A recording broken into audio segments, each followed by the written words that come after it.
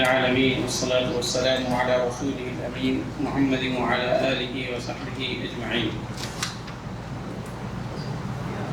جوتے پہننے کے آداب چل رہے تھے۔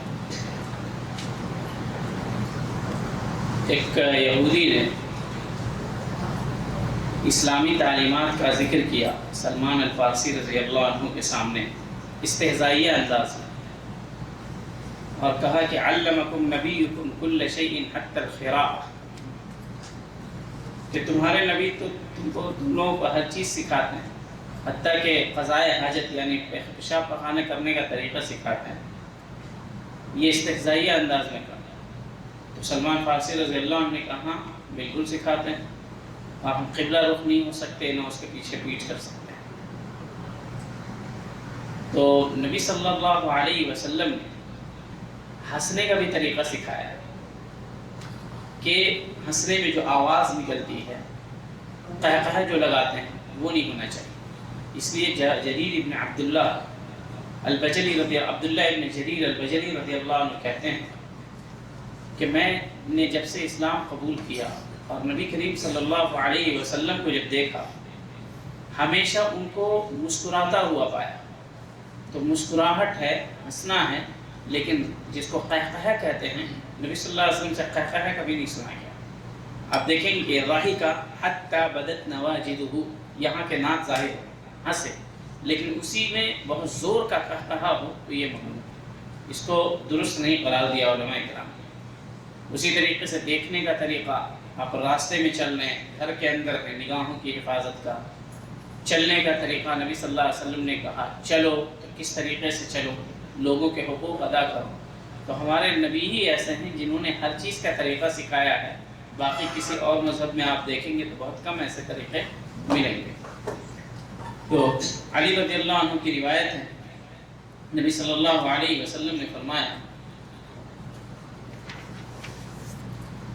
لا يمشي احدكم في نعل واحدة ولينعلهما جميعا او ليخلعهما جميعا، متفق علیہ۔ کہ کوئی ایک جوتا پہن کر نہ چلے، پہننا ہے تو دونوں جوتا پہنے یا پھر ننگے پاؤں چلے۔ اور ایک دوسری حدیث میں ہے جس میں نبی صلی اللہ علیہ وسلم نے اس کا سبب بتایا، ان الشیطان یمشی فی نعل واحد، کہ ایک جوتا پہن کر شیطان چلتا ہے۔ منع کیوں کیا؟ شیطان کی مشابہت سے بچنے کے لیے۔ جیسے ابھی ایک اور بات آئے گی دائیں ہاتھ سے کھانے کی، نبی صلی اللہ علیہ وسلم نے کہا دائیں ہاتھ سے کھا، ان الشیطان یأکل بشمالی، اس میں آئے گا کیونکہ شیطان بائیں ہاتھ سے کھاتا پیتا ہے۔ تو نبی صلی اللہ علیہ وسلم نے ہر اس کی مشابہت سے روکا ہے، مشابہت اختیار کرنے سے جو اللہ کی نگاہ میں مبغوض، ناپسندیدہ ہے اور ملعون ہے، چاہے وہ شیطان ہو چاہے وہ یہود نصارہ۔ تو لوگ کہتے ہیں کہ ہر چیز میں ہم مخالفت کیوں ذکر کرتے ہیں؟ مخالفت ہمارے دین کا بنیادی حصہ ہے، مخالفت ہمارے دین کا بنیادی حصہ ہے۔ کفار، مشرکین، یہود و نصارہ، ان سے ہم بالکل الگ ہیں، تو ہم کو اپنی جو چیز ہے اس کو واضح کرنا ہے۔ جیسے نبی صلی اللہ علیہ وسلم کو جگہ جگہ دیکھیں گے خالف الیہود والنصارہ، یہود و نصارہ کی مخالفت کرو، داڑھی کو بڑھاؤ، مونچھوں کو کترواؤ۔ یہود و نصارہ کی مخالفت کرو، اپنے جوتا پہن کر کے نماز پڑھو، یعنی جب جیسے موقع مل پائے، یعنی کہ انسان کہیں پر بھی داخل ہو جائے، مصلحت مقصد کا بھی خیال رکھنا، جوتا پہن کر کے نماز پڑھو۔ فإنهم لا يصلون في نعالهم، کیونکہ وہ لوگ اپنے جوتے میں نماز نہیں پڑھتے۔ تو ایک کتاب ہے شیخ الاسلام ابن تیمیہ رحمہ اللہ کی، اقتضاء الصراط المستقیم لمخالفت اصحاب الجحیم، کہ سیدھے راستے کی اقتداء جہنمیوں کی مخالفت کر کے، اس میں انہوں نے ان تمام احادیث اور آثار کو ذکر کیا ہے جس میں نبی کریم صلی اللہ علیہ وسلم نے غیر اقوام کی مخالفت کا حکم دیا۔ اس لیے یہودی کہا کرتے تھے نبی صلی اللہ علیہ وسلم کو اور صحابہ کرام کو کہ ایسا لگتا ہے کہ آپ کی بعثت ہماری مخالفت کے لیے ہی، کیونکہ ظاہر سی بات ہے کہ آپ غلط کریں گے تو ہم آپ کی مخالفت کریں گے۔ بہت سارے امور میں آپ صحیح تھے تو نبی صلی اللہ علیہ وسلم نے کہا صحیح، لیکن جب آپ مخالفت کریں گے، اللہ کی مخالفت کریں گے، تو ہمارا دین جو آیا ہے وہ دین اللہ کی رضا کی بنیاد پر ہے اور نبی صلی اللہ علیہ وسلم کے طریقے کی بنیاد پر۔ قبلہ تحویل ہوا اللہ کی مرضی سے، یہودیوں کو یہ بات بھی پسند نہیں تھی۔ تو شیطان کی بھی مخالفت کرنی ہے اور یہود و نصارہ کی بھی مخالفت کرنی ہے۔ ایک اور بات آئے گی ابھی ازار وغیرہ کے بارے میں، انشاءاللہ اس کا تذکرہ بھی پہ آئے گا۔ تو یہاں پہ یہ ہے لا یمشی احدکم فی نعل واحدہ، ایک جوتا یا ایک چپل میں انسان نہ چلے تو دونوں پہن کر کے یا دونوں اتار کر کے، اور کبھی کبھی ننگے پاؤں چلنا بھی درست ہے، نبی صلی اللہ علیہ وسلم کی سنت ہے، کبھی کبھی نبی صلی اللہ علیہ وسلم ننگے پاؤں بھی چلتے ہیں۔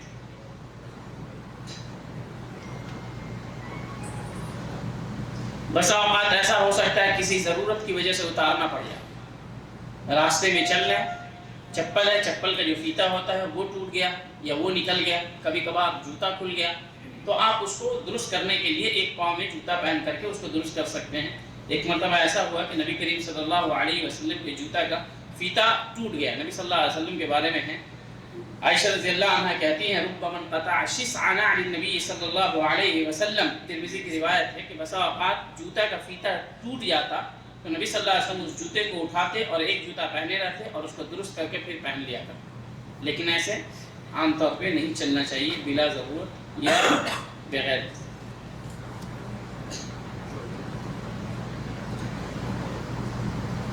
عبداللہ بن عمر رضی اللہ عنہما فرماتے ہیں کہ نبی کریم صلی اللہ علیہ وسلم نے فرمایا لا ينظر اللہ الى من جر ثوبه خیلا،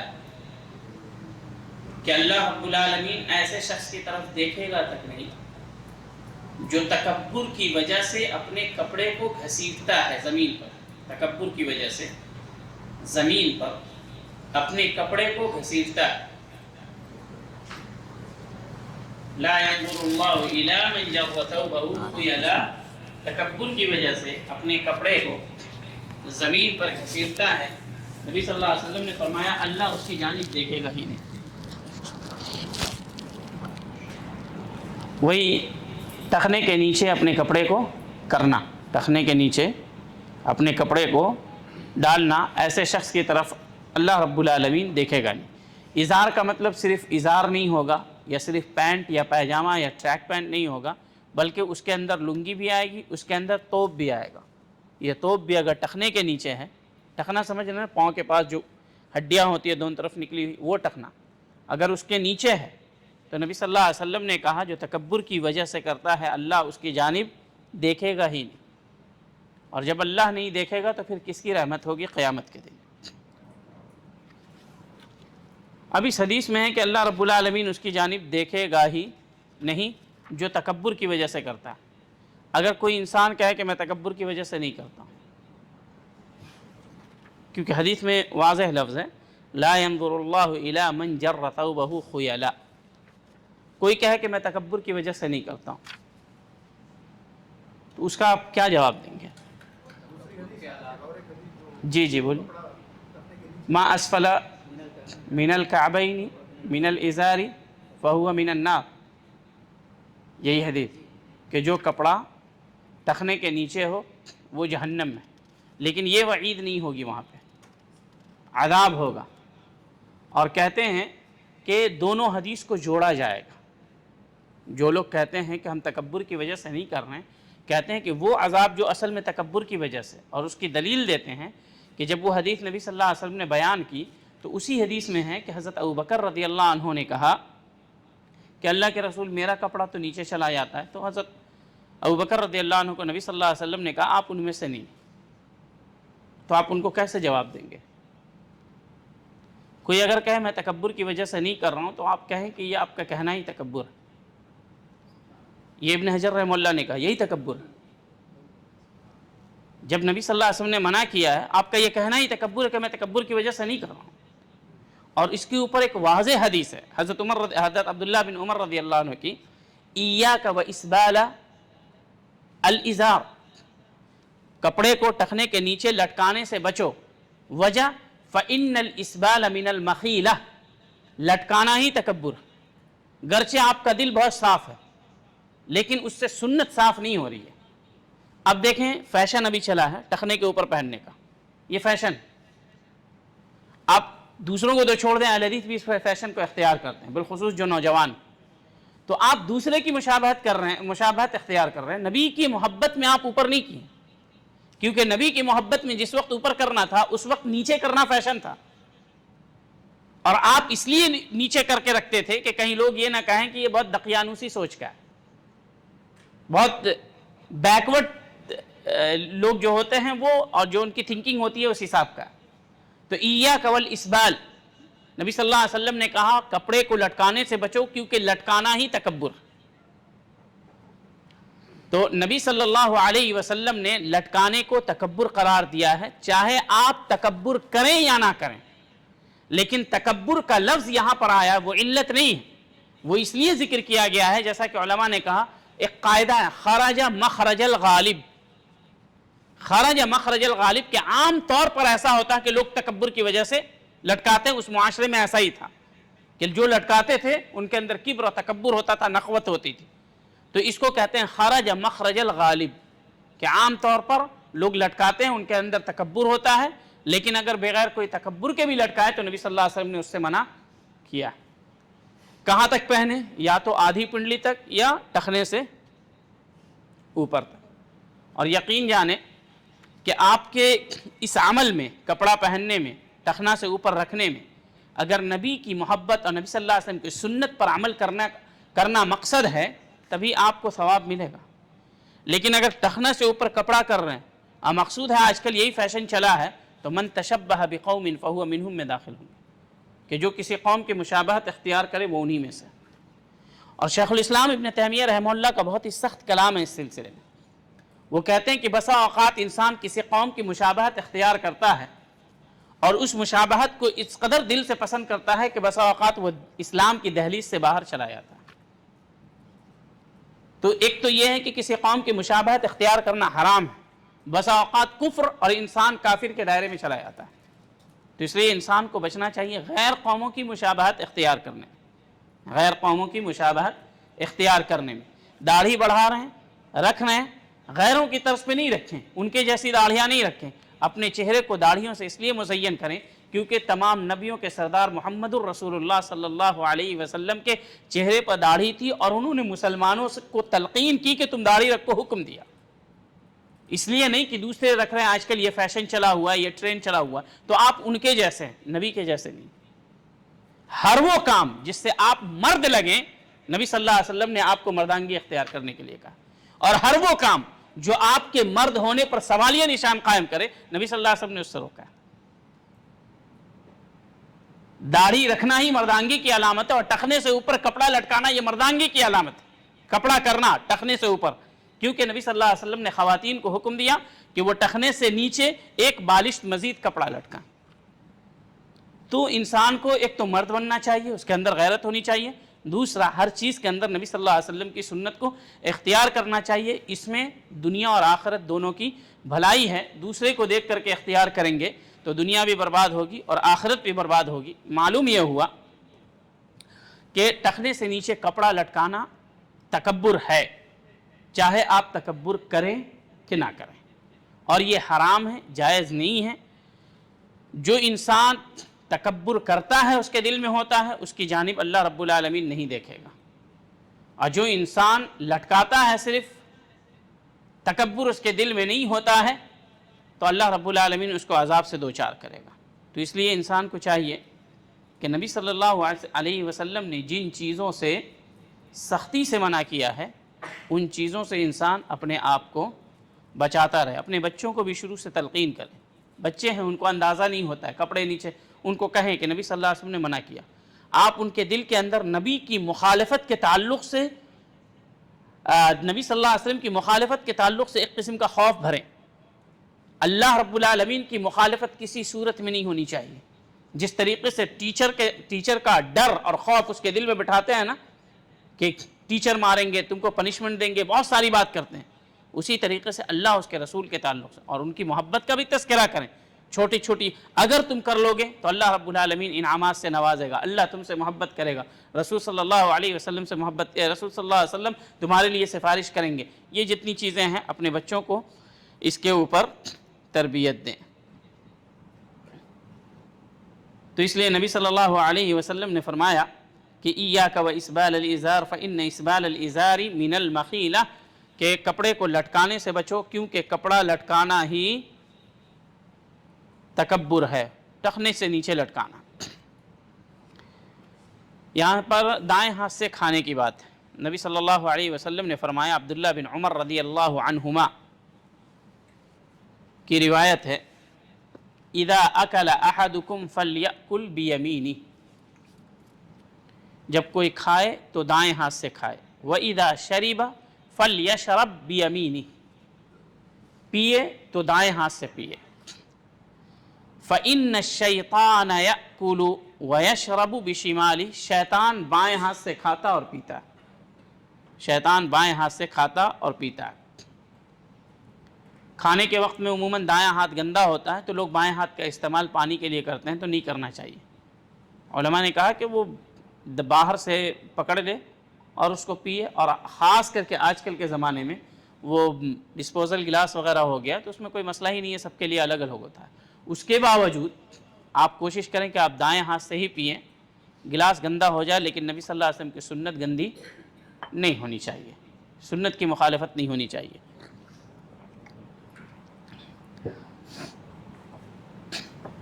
تو نبی صلی اللہ علیہ وسلم نے فرمایا دائیں ہاتھ سے کھاؤ۔ ایک شخص اپنے بائیں ہاتھ سے کھا رہا تھا، صحیح مسلم اور صحیح بخاری کی روایت ہے، تو نبی صلی اللہ علیہ وسلم نے کہا کل بیمینک، دائیں ہاتھ سے کھاؤ۔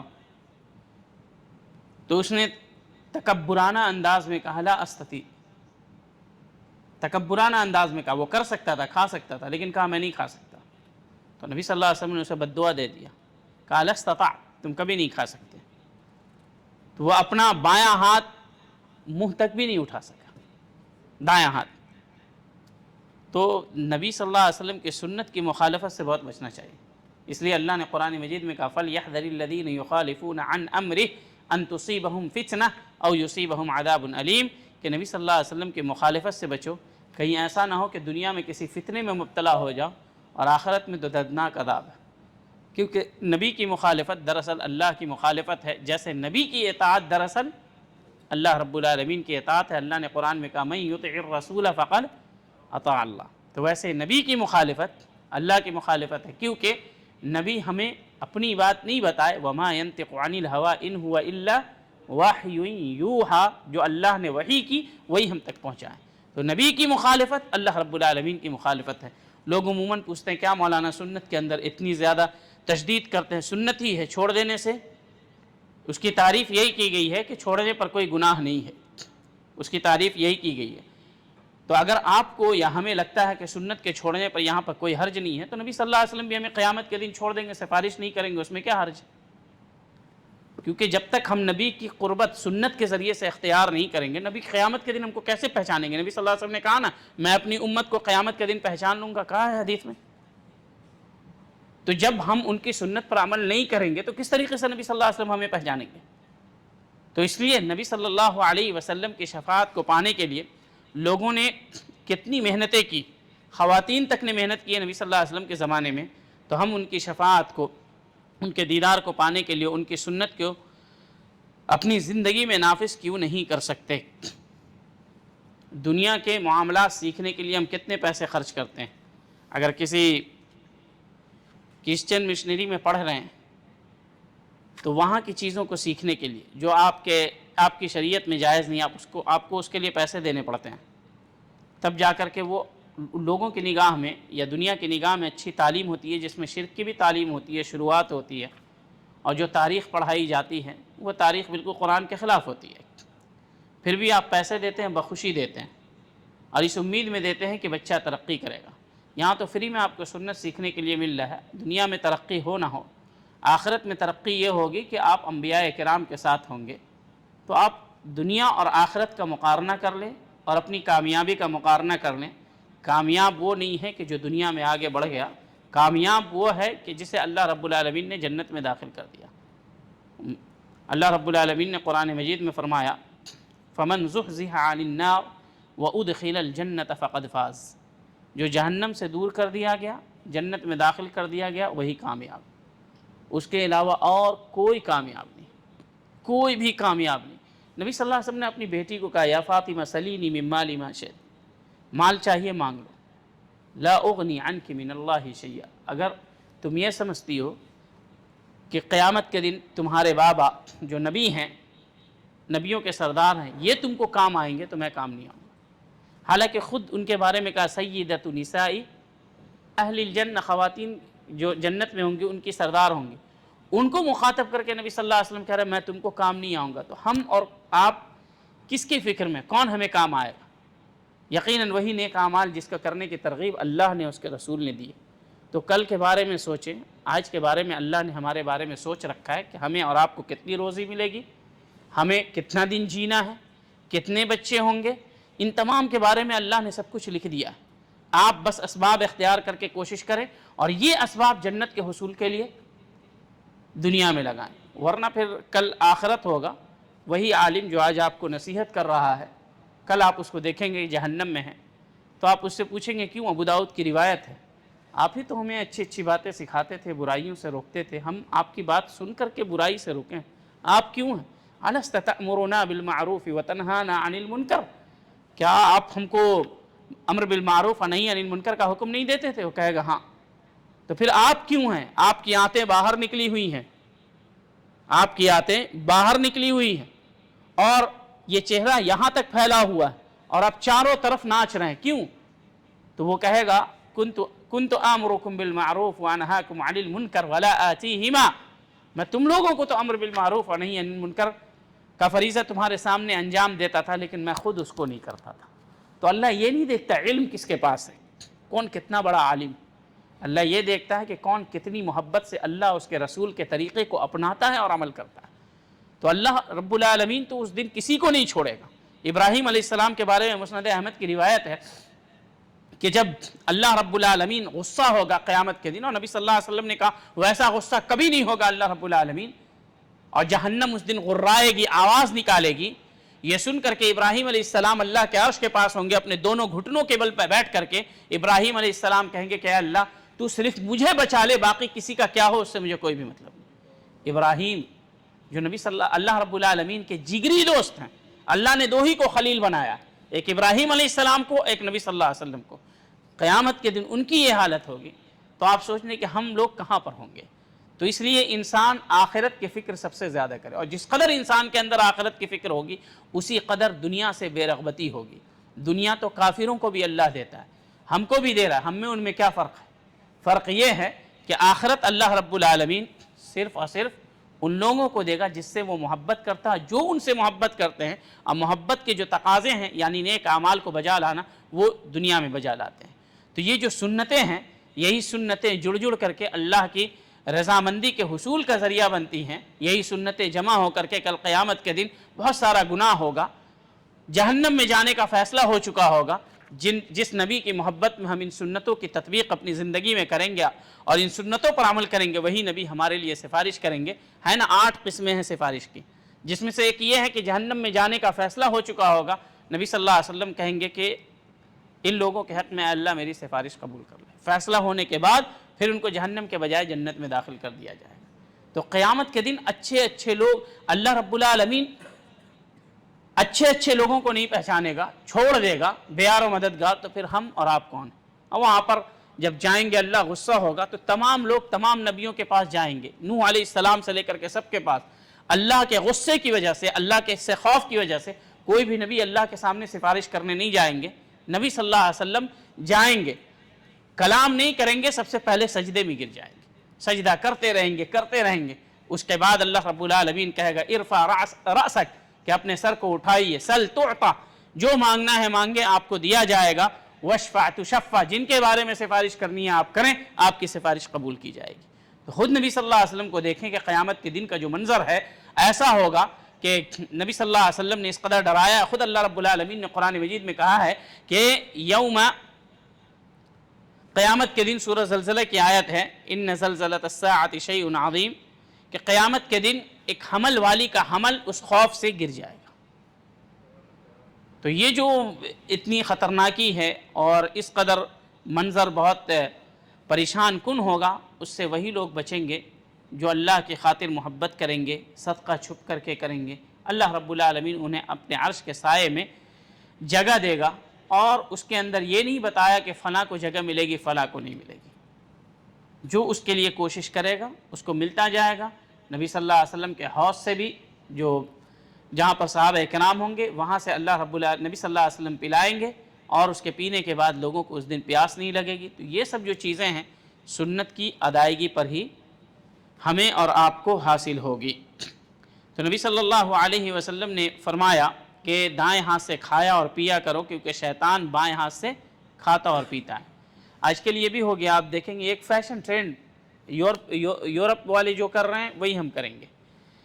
ایک تو فوک وغیرہ سے کھانے کی تو عادت ہے ہی، اس میں کوئی مسئلہ نہیں ہے، لیکن یہ ہے کہ 3 انگلی سے کھانا سنت ہے، وہ فوک سے ادا نہیں ہوگا، بالخصوص جیسے روٹی ہے یا ایسی چیزیں جس کو 3 انگلی سے کھایا جا سکتا ہے۔ نبی صلی اللہ علیہ وسلم کے بارے میں کان النبی صلی اللہ علیہ وسلم یأکل بثلاثۃ اصابع، چاول وغیرہ ممکن نہیں ہو پاتا لیکن جو چیزیں کر سکتے ہیں، اسی طریقے سے انگلی چاٹنے کی جو سنت ہے وہ فوک سے ادا نہیں ہو پائے گی۔ صبح میں گزری ہے بات کہ جب کھانا کھایا کرو تو کھانے کے بعد ہاتھ کو صاف مت کیا کرو، انگلی کو چاٹ لو یا اپنے بچے اور اپنی اہلیہ سے اس کو صاف کرنے کے لیے بول دو۔ اب کیا ہے کہ وہ دونوں ہاتھوں سے کھانے کو یہ کرتے ہیں، پکڑتے ہیں اور ایک ہاتھ سے توڑا اور ایک ہاتھ، بائیں ہاتھ کا استعمال کھانے میں نہیں ہونا چاہیے، کسی صورت میں نہیں ہونا چاہیے۔ آپ دیکھیں گے کہ اکثر ہوٹل میں بیٹھے ہیں دونوں ہاتھ سے پکڑ کر کے، نہیں ہے درست، صرف دائیں ہاتھ کا استعمال ہے۔ الا یہ کہ کوئی ایسی ضرورت پڑ جائے جس کی وجہ سے آپ بغیر بائیں ہاتھ استعمال کیے آپ کے لیے وہ چیز نقصان دہ ہو سکتی ہے تو آپ کر سکتے ہیں، لیکن کھانے پینے میں لقمہ چھوٹا ہوتا ہے، آپ اس کو اٹھانے میں آپ کوشش یہی کریں کہ دائیں ہاتھ کے علاوہ بائیں ہاتھ کا استعمال بالکلیہ نہیں ہونا چاہیے، چاہے اس کے لیے جو بھی جتن ہمیں اور آپ کو کرنا پڑے۔ اس لیے ایک حدیث میں ہے کہ عائشہ رضی اللہ عنہ فرماتی ہیں کانت ید رسول اللہ صلی اللہ علیہ وسلم الیمنى لطہورہ وطعامہ والیسرى لخلافہ وما کان من الاذى، نبی صلی اللہ علیہ وسلم کا جو دائیں ہاتھ تھا اس کو پاکی کے لیے، اسی طریقے سے کھانے پینے کے لیے استعمال کرتے تھے، اور بایاں ہاتھ جو تھا وہ گندگی کو دھلنے کے لیے، تکلیف وغیرہ کو، ناک وغیرہ صاف کرنے کے لیے اس کے لیے تھا۔ تو دائیں ہاتھ کی تکریم ہے یمین، تو یمین جو ہے اصل یمن کا مطلب ہوتا ہے برکت، یمن کا مطلب برکت ہوتا ہے، تو اس لیے اس کو یمین کہا گیا۔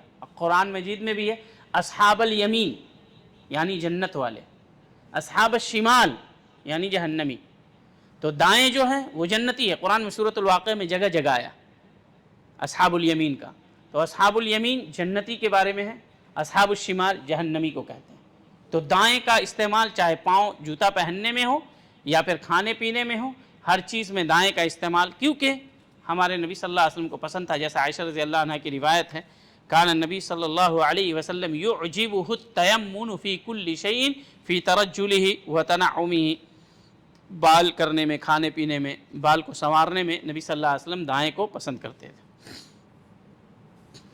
عمرو بن شعیب اپنے والد سے، شعیب سے، وہ اپنے دادا عبداللہ ابن عمرو بن العاص رضی اللہ عنہما سے روایت کرتے ہیں، کہتے ہیں کہ نبی صلی اللہ علیہ وسلم نے فرمایا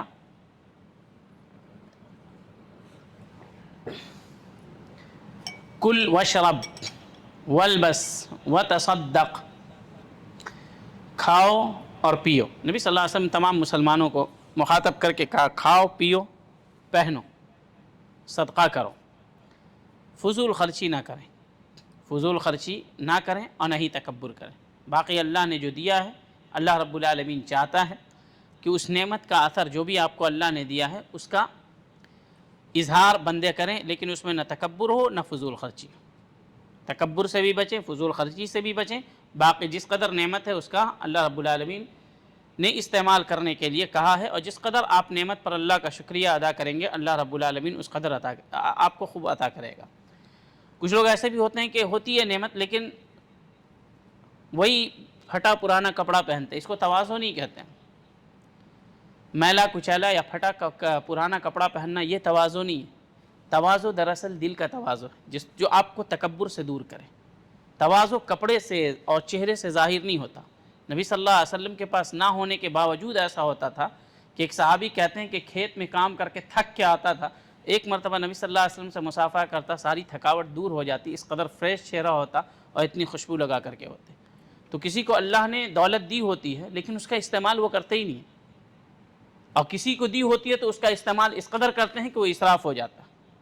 تو اس لیے مومن بندوں کی جو شان اور ان کی پہچان اللہ نے بتایا وعباد الرحمن الذین یمشون علی الارض، تو اسی میں اللہ نے آخر میں کہا وعباد الرحمن الذین یمشون علی الارض ہونا واذا خاطبهم الجاہلون قالوا سلاما والذین یبیتون لربهم سجدا وقیاما والذین یقولون ربنا اصرف عنا عذاب جہنم ان عذابها كان غراما انها ساءت مستقرا ومقاما والذین اذا انفقوا، کہ جو لوگ خرچ کرتے ہیں، والذین اذا انفقوا لم یسرفوا ولم یقتروا، نہ فضول خرچی کرتے ہیں کہ 5 سے ضرورت پوری ہو جائے گی اب 10 اٹھا کر کے لے آئے، جیسے آپ دیکھیں گے ٹیبل پہ 2 سالن میں 2 آدمی آرام سے کھا سکتے، وہ 4-5 منگا لیے، اٹھنے کے بعد دیکھیں ساری چیزیں پڑی رہے، اسی کو فضول خرچی کہتے ہیں۔ جتنے میں آپ کو کفایت کر جائے اتنا استعمال کریں، اس سے جو بھی بچے گا وہ تو برباد ہوگا، وہ ڈسٹ بین کی نظر ہو جائے گا، یہ فضول خرچی۔ جتنا آپ کو ضرورت ہے اتنا استعمال کریں، چاہے وہ ضرورت آپ کی اپنی 5 ریال سے پورا کریں، چاہے 50 سے چاہے 500 سے، مسئلہ نہیں، لیکن برباد نہیں ہونا چاہیے۔ اب فضول خرچی یہ نہیں ہے کہ آپ کے پاس 100 ریال ہے تو آپ 2 ہی ریال کا ناشتہ کریں، اس کو نہیں کہتے ہیں کہ اگر 2 ریال سے زیادہ کر لیں گے تو یہ فضول خرچی ہو جائے گی۔ فضول خرچی کا مطلب چیزیں برباد نہیں ہوں۔ اسی طریقے سے آپ صدقہ بھی کریں، یہ نہیں کہ صرف اپنے اوپر خرچ کر رہے ہیں، آپ کے رشتہ دار ہیں، اپنے لوگ ہیں، آپ کے پڑوسی ہیں، اور دوسرے ایسے لوگ جو دین کی خدمت کر رہے ہیں، یا اور بھی لوگ ہیں جو آپ اپنے یہاں اپنے لوگوں کی خدمت کر رہے ہیں، وہ آپ کے پیسے سے محروم ہیں، وہی 5-10 ریال 100 ریال 200 ریال اگر آپ ان کی ماہانہ خدمت کر دیں تو وہ لوگ اپنے اپنے علاقے میں اپنے گاؤں میں دین کی خدمت مزید انجام دیں گے، اور اس سے آپ کا دنیا اور آخرت بھی سنورے گی اور ان کی روزی روٹی کا بھی مسئلہ حل ہو جائے گا۔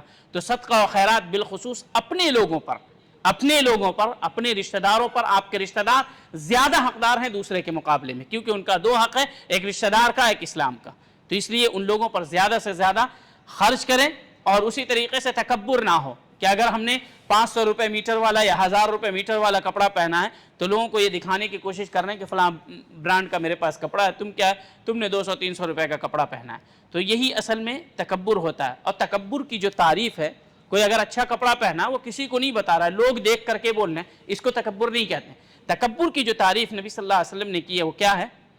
بطر الحق وغمت الناس، بطر الحق، حق کا انکار کرنا، غمت الناس، لوگوں کو حقیر جاننا۔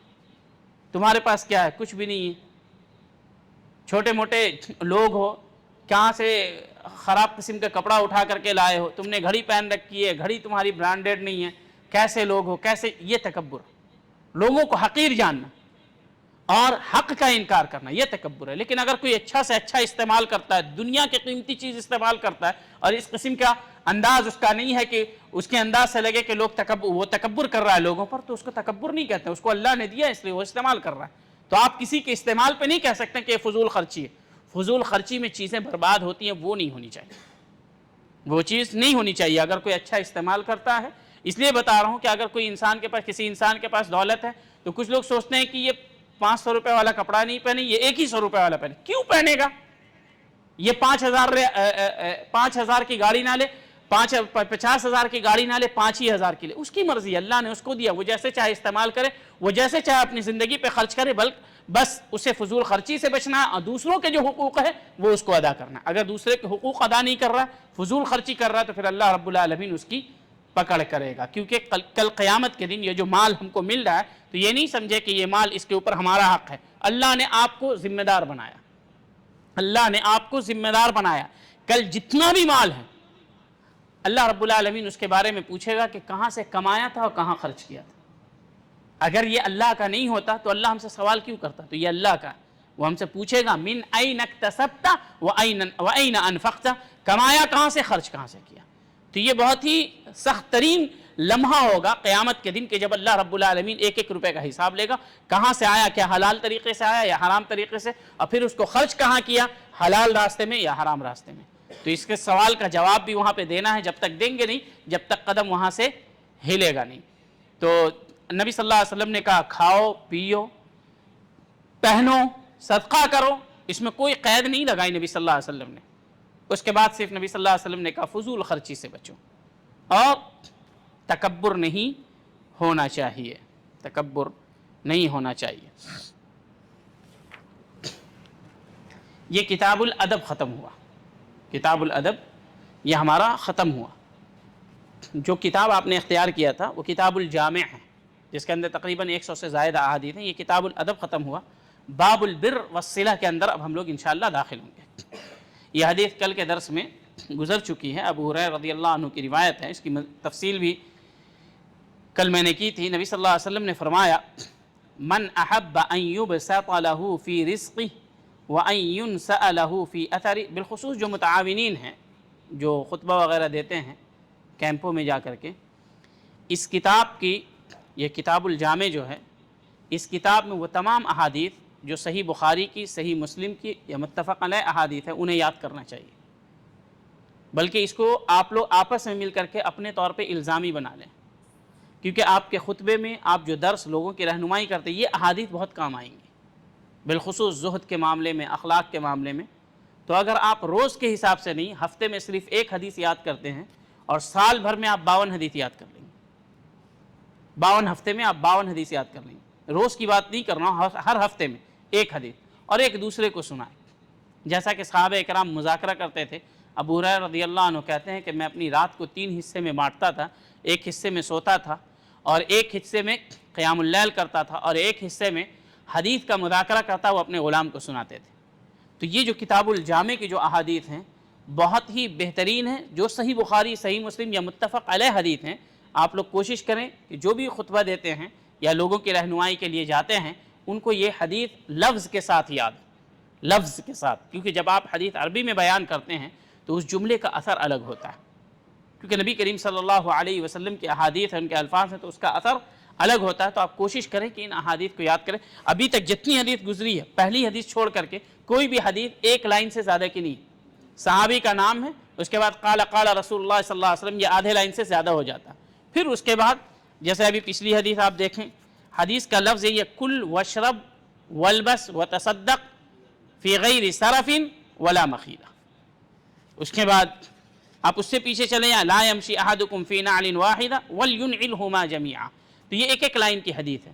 تو ایسا آپ کر سکتے ہیں، یہ آپ کے لیے فائدہ ہوگا، آپ اپنے بچوں کو بھی یاد کرا سکتے ہیں۔ لیکن جو لوگ میدان میں ہیں، لوگوں کی رہنمائی کے لیے جاتے ہیں، ان کو سمجھانے کے لیے، ان کے پاس احادیث کا اور آیات کا ذخیرہ ہونا چاہیے، حدیث اور آیات کا ذخیرہ ہونا چاہیے۔ تو نبی کریم صلی اللہ علیہ وسلم نے فرمایا من احب ان یبسط له فی رزقہ وان ینسأ فی اثرہ فلیصل رحمہ، کہ نبی صلی اللہ علیہ وسلم فرمایا کہ جو یہ پسند کرتا ہے کہ اس کی روزی میں برکت ہو، کشادگی ہو، اور اس کے عمر میں بڑھوتری ہو، عمر میں اللہ اضافہ کرے، تو اسے چاہیے کہ رشتہ داری کو جوڑتا رہے۔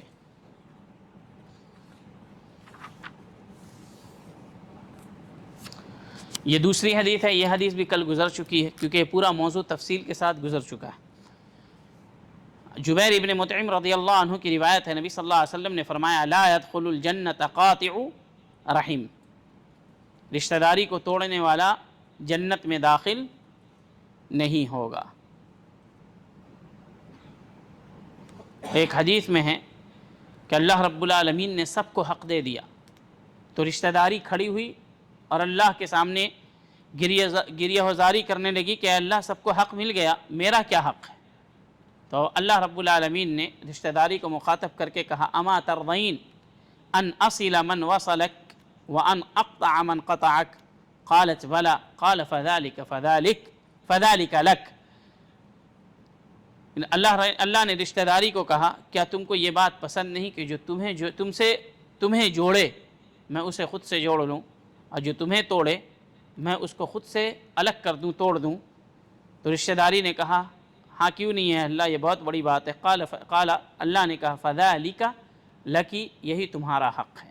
یہ بہت ہی سنگین بات ہے کہ رشتہ داری کو توڑنے پر انسان کا اللہ سے تعلق ٹوٹ جاتا ہے، یہ وعید جو ہے بہت بڑی ہے۔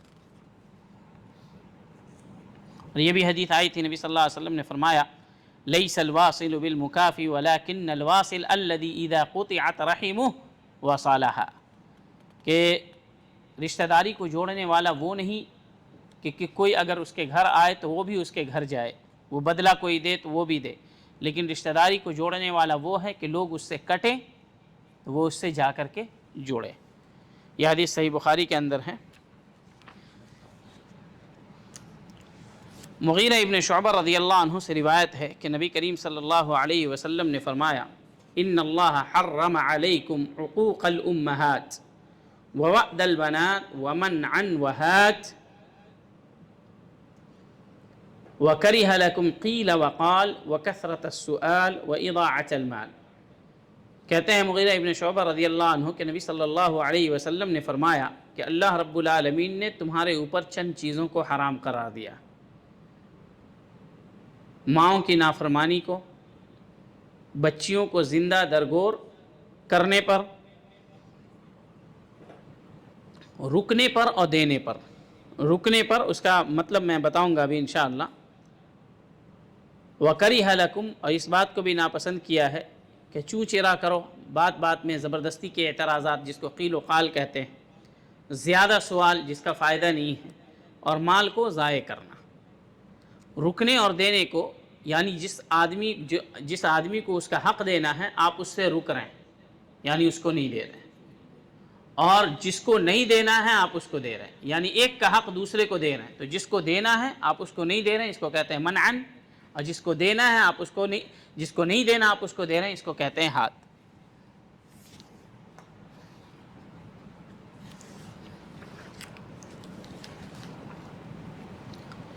کثرت السؤال، نبی صلی اللہ علیہ وسلم نے کہا اللہ نے اس کو ناپسند کیا۔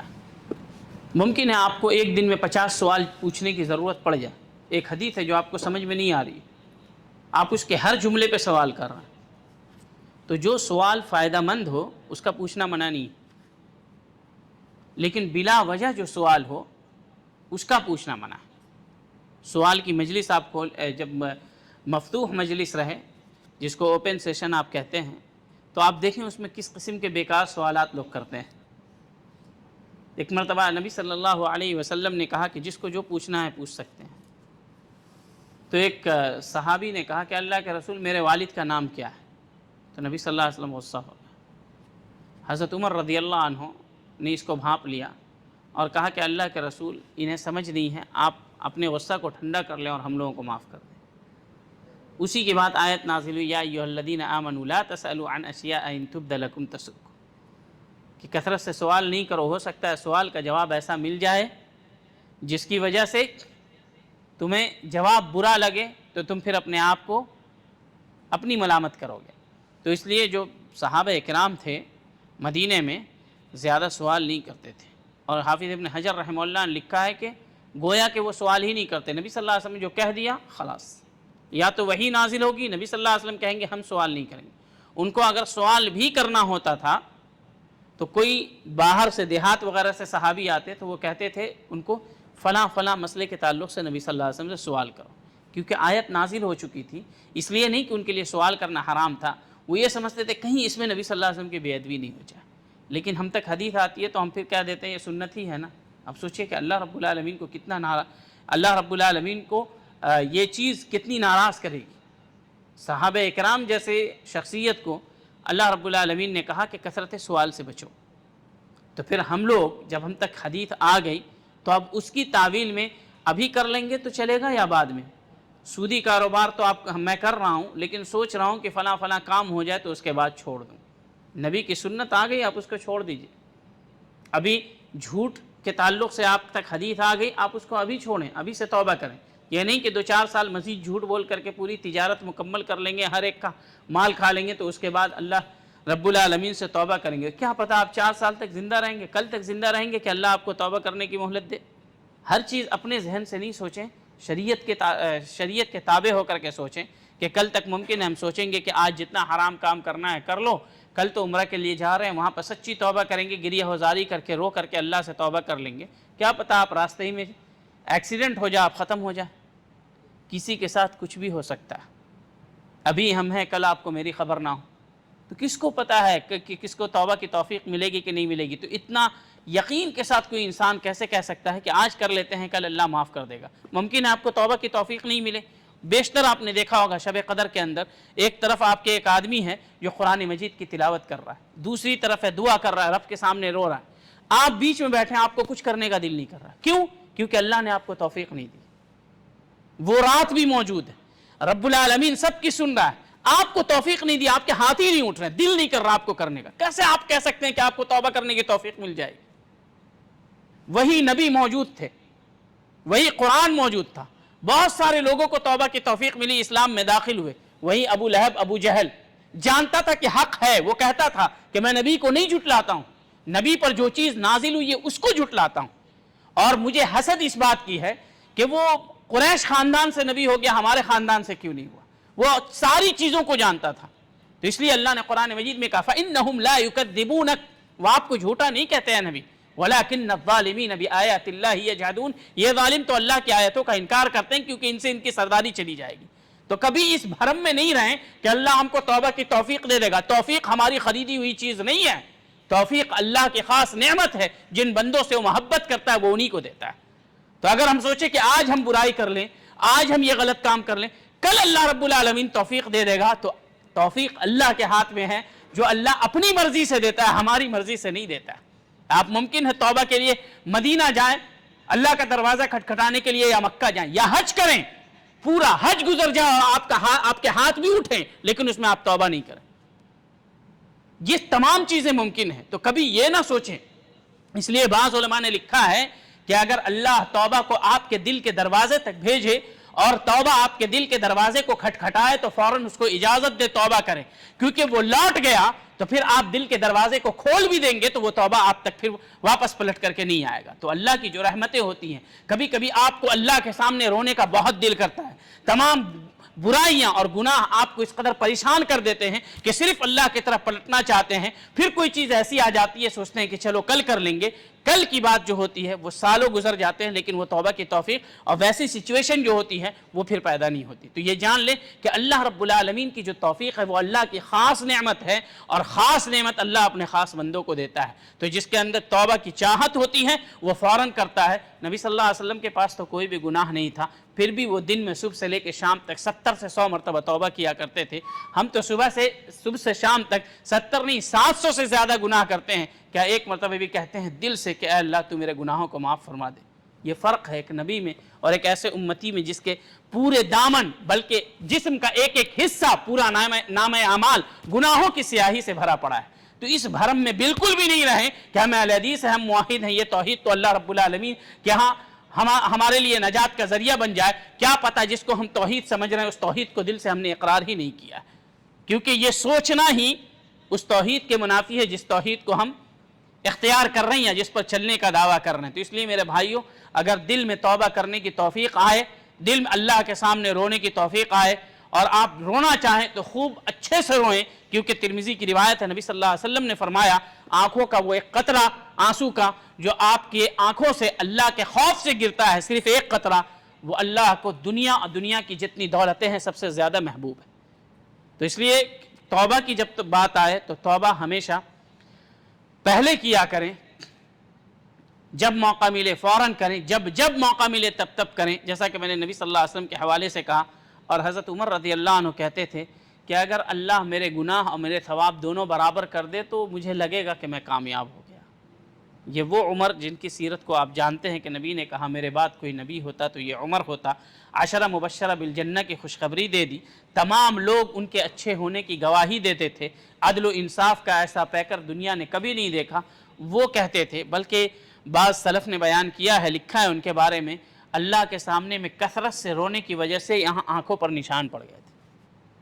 تو یہ وہ لوگ تھے جن کی تربیت نبی صلی اللہ علیہ وسلم نے کی، اور انہی کے طریقے پر اللہ نے ہمیں چلنے کا حکم دیا کہ فَإِنْ آمَنُوا بِمِثْلِ مَا آمَنْتُمْ بِهِ فَقَدِ اهْتَدَوْا۔ تو یہ توبہ کی توفیق جو ملتی ہے یہ ہمارے ہاتھ میں نہیں اور نہ ہماری مرضی سے، یہ صرف اللہ کی خالص مرضی سے ملتی ہے۔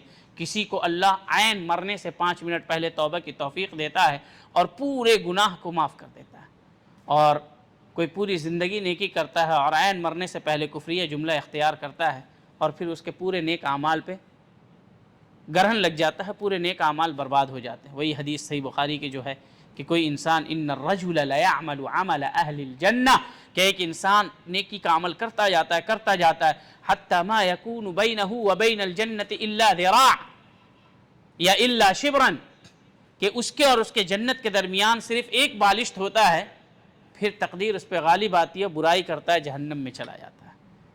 تو اس چیز سے بچیں کہ مطلب ہم جس کے اوپر ہیں وہی ہمارے لیے اور ہم اسی کو حاصل کر لیں گے، جنت کو حاصل کر لیں گے۔